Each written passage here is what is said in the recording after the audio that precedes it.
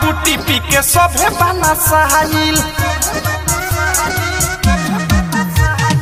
पहले ही बेरी बानी कांवर लेके आइल बाबा के बूटी पी के सभे बना सहाइल कौनो बम होने कौनो कहे ने बा कौनो बम होने कौनो कहे ने बा तलो के संचालू कर देवा घर के नेबा तलो के संचालू कर देवा घर के नेबा तलो के संचालू कर देवा घर के नेबा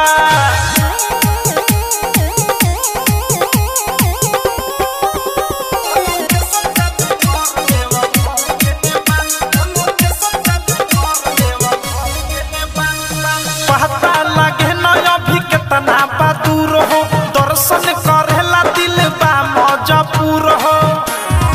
ए बा पता लगे न अभी कितना दूर हो दर्शन करेला दिल बा मजबूर हो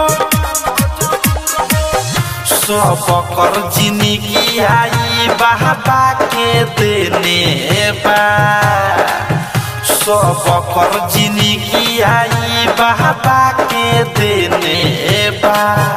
तलो के संचालू कर देवा घर के नेबा तलो के संचालू कर देवा घर के नेबा तलो के संचालू कर देव घर के नेबा बा तलो के संचालू कर देवा घर के नेबा recording by missile recording studio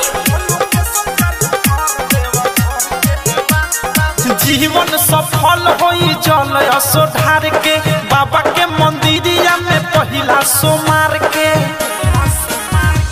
जीवन सफल होई जल असो ढार के राइटर थारू हो पहिला सोमार के